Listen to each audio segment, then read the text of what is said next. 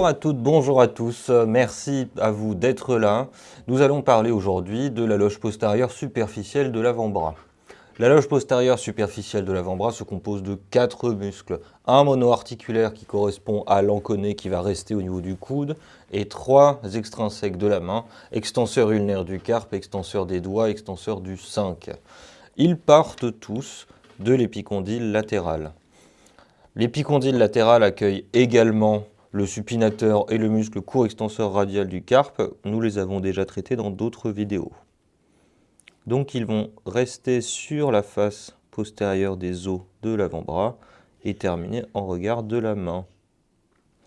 L'extenseur des doigts, lui, va terminer sur les phalanges distales des 4 derniers doigts. Nous allons maintenant réaliser une coupe transversale pour les localiser dans l'avant-bras. Le radius. Donc sur cette coupe, on ne verra pas le muscle enconé qui est situé en proximalement. Ici, la diaphyse ulnaire coupée. Et entre les deux, la membrane interosseuse.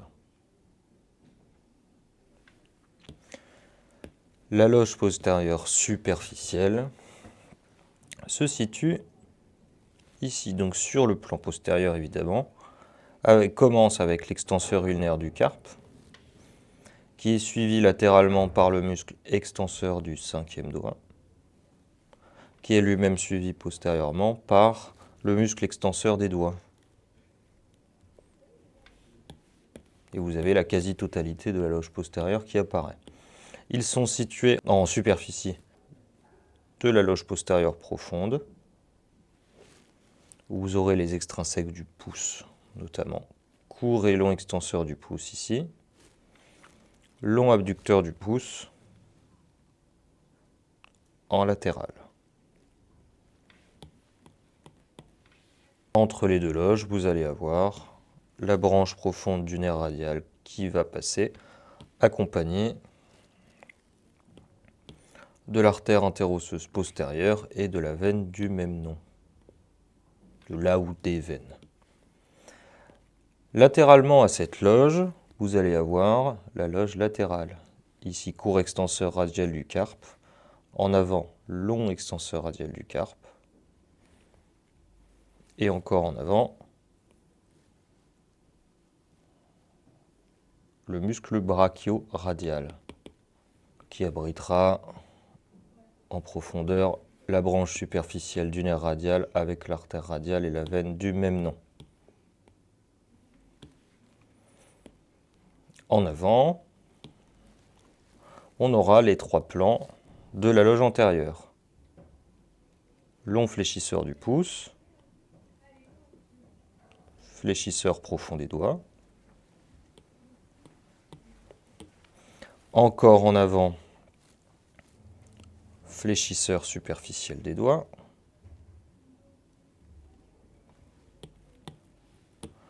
et encore en avant, on va avoir le rond pronateur, l'épicondylien médial le plus latéral, fléchisseur radial du carpe et long palmaire médialement à lui, et enfin le muscle fléchisseur ulnaire du carpe qui va former le relief médial de l'avant-bras. Les passages vasculo-nerveux antérieurs, je ne les mettrai pas en évidence, on en a déjà parlé dans les autres vidéos.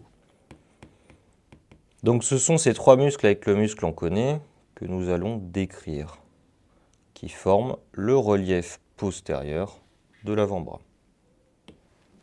On va dans un premier temps décrire leur insertion proximale sur une vue latérale.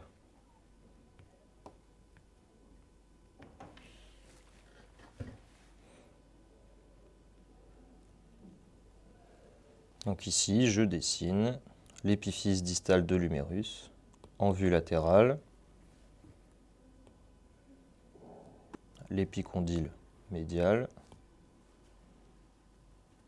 et l'épicondyle latéral avec la fosse olecrânienne.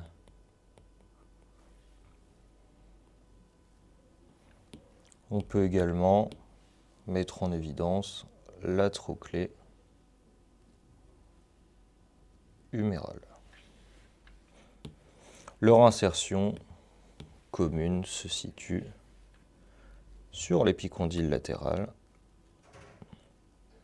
La plus postérieure sera l'extenseur ulnaire du carpe.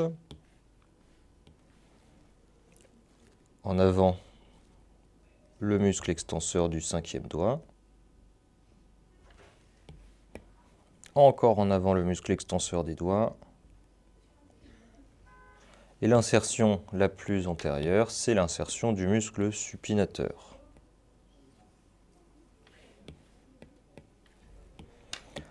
L'enconé, lui, on va commencer par parler de lui, a une insertion un peu plus haute sur l'épicondyle latéral, en arrière du muscle court extenseur radial du carpe. Il va prolonger le plan du muscle vaste médial du triceps et va contribuer avec ce dernier à verrouiller le coude en extension.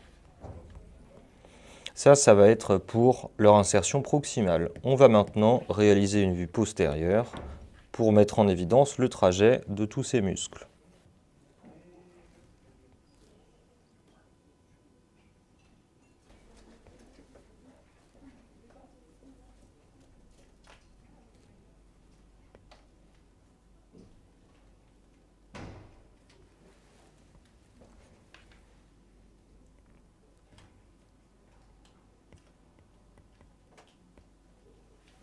Donc on a quasiment fini de dessiner le cadre osseux. Il nous manque simplement le rétinaculum des extenseurs qui apparaîtra distalement. Et on va pouvoir commencer la description. On va commencer par le muscle enconé, donc qui débute sur l'épicondyle latéral, partie postéro-supérieure. Il va terminer sur la face latérale de l'olécrâne. Au niveau de son trajet, ça va donner la chose suivante.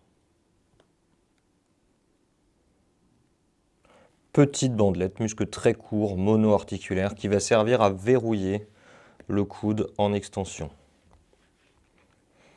Il va continuer notamment le plan du vaste médial, du triceps. Et va contribuer avec ce dernier à verrouiller le coude en extension. Il va également travailler en synergie avec le muscle supinateur.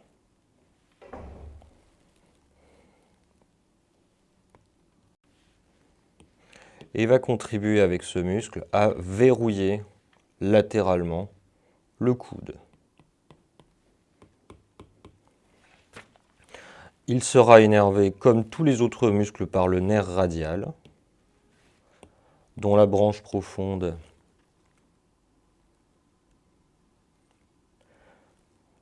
va passer entre les deux chefs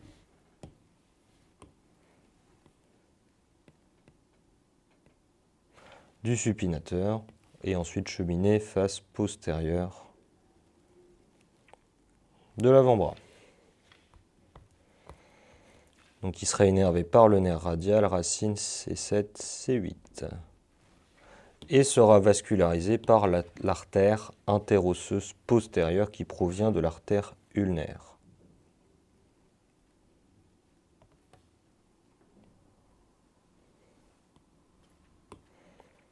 Qui elle aussi passe en profondeur du supinateur et va donner des rameaux à ce muscle. On va cacher la neuro. Voilà, et rendre ces structures un peu moins opaques pour pouvoir décrire les autres structures anatomiques. On va commencer par l'extenseur ulnaire du carpe. Donc c'est l'épicondyle latéral, partie la plus postérieure. Il va également s'attacher sur la crête ulnaire versant latéral. Le versant médial étant occupé par le fléchisseur ulnaire du carpe. Il va avoir un trajet vers le bas et le dedans. Il va longer la crête ulnaire. Il va passer à l'intérieur du rétinaculum des extenseurs et terminer sur la face dorsale de la base de M5. Et vous avez le trajet du muscle qui apparaît. Au niveau de son action, donc, il va stabiliser l'interligne, la coapter, l'interligne numéro-radial. Il va également stabiliser médialement le poignet. Sa physiologie est dans son nom. Extenseur ulnaire du carpe, il faut donc faire une extension et une inclinaison ulnaire pour le contracter. Et on peut le sentir assez facilement au niveau du carpe. Extension, inclinaison ulnaire, vous avez le tendon qui vient saillir ici. Il sera innervé par le nerf radial, comme tous les muscles de cette loge, et sera vascularisé par l'artère interosseuse postérieure. On va faire apparaître les tissus vasculo-nerveux. Et vous allez avoir donc le nerf radial qui va donner des branches au niveau de sa branche profonde. Vous pouvez également avoir la branche avant sa division, le nerf radial qui peut donner des rameaux. C'est la même artère qui perfuse le muscle sur tout son trajet, l'artère interosseuse postérieure. Et on peut également mettre en évidence la veine qui suit l'artère. On va pouvoir maintenant aborder les muscles suivants. Le muscle extenseur du 5, donc qui sera situé en avant de l'extenseur ulnaire du carpe. Il va terminer sur le bord médial du tendon de l'extenseur des doigts au niveau métacarpien. Au niveau de son trajet, il va longer latéralement l'extenseur ulnaire du carpe. Il va passer dans le rétinaculum des extenseurs et terminer donc sur le muscle de l'extenseur des doigts qu'on va décrire juste après. Donc ces muscles-là, en fait, vont vraiment voyager ensemble. L'ordre dans lequel ils apparaissent sur l'épicondyle latéral sera respecté sur tout leur trajet. Au niveau de son action, donc, il va évidemment stabiliser l'huméro-radial, il va stabiliser postérieurement le poignet et sera moteur de l'extension du 5. Il a également une petite composante d'extension pour le poignet et une petite composante adductrice, étant donné qu'il est situé médialement. Il va participer à l'inclinaison ulnaire du poignet. On refait apparaître la neurolavascule. Et donc le nerf radial va donner aussi des branches pour l'extenseur des doigts, de même que l'artère et la veine.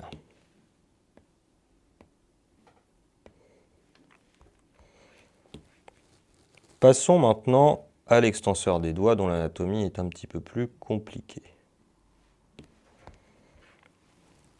Donc son tendon est situé en avant de celui de l'extenseur du 5e doigt.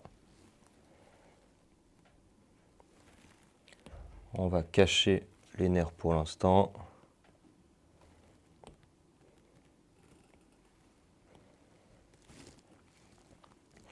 Donc il va cheminer latéralement à l'extenseur du 5.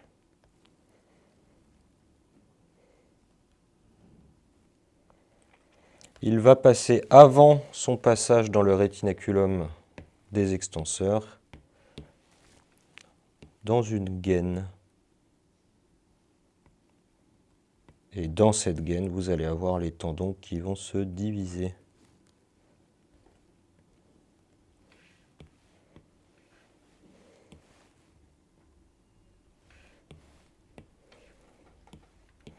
Donc, lorsqu'il sort de cette gaine, les tendons apparaissent. Donc, il termine au niveau de P3 des 4 derniers doigts par 2 expansions comme ceci. On va voir, après avoir décrit le reste de son anatomie, comment exactement est organisée sa terminaison. Donc on peut voir que l'extenseur du 5 termine sur le bord médial de l'extenseur des doigts. Donc l'extenseur des doigts voyage latéralement à l'extenseur du 5, entre lui et le muscle supinateur en supérieur. Ensuite, il chemine latéralement à lui, passe dans sa gaine dans laquelle il se divise, et ensuite termine sur P3 des 4 derniers doigts. Donc au niveau de son action, il fait évidemment de l'extension des doigts et de l'extension du poignet, et il sera innervé par la branche profonde du nerf radial. On va la faire passer un petit peu plus haute. Voilà. Donc là, c'est pour qu'on puisse visualiser correctement. En revanche, tous ces tissus-là sont situés en profondeur. Donc les mêmes tissus vasculo-nerveux perfusent ce muscle.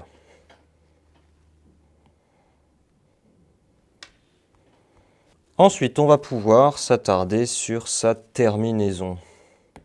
Pour cela, on va refaire un petit schéma. Donc ici, on sera en poste.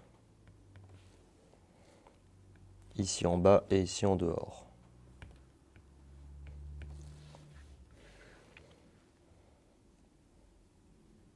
Donc là, un métacarpien. Phalange proximale. Phalange intermédiaire. Et phalange distale. Donc l'extenseur des doigts est en situation postérieure au niveau des doigts. En regard de l'interphalangienne proximale, il va donner une languette médiane qui va terminer sur P2 et deux languettes latérales qui vont terminer sur P3. Au niveau métacarpien, il va y avoir des bandelettes intertendineuses, donc entre les tendons des extenseurs des doigts, qui vont maintenir les tendons les uns par rapport aux autres. Ensuite, au niveau métacarpophalangien, il va y avoir des bandelettes sagittales.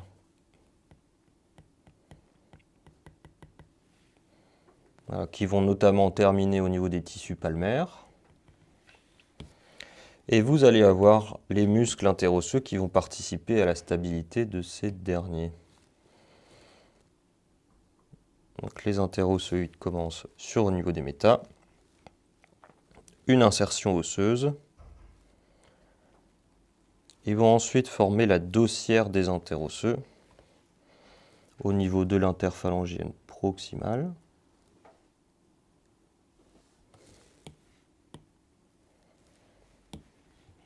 Donc ici, on voit bien la terminaison osseuse.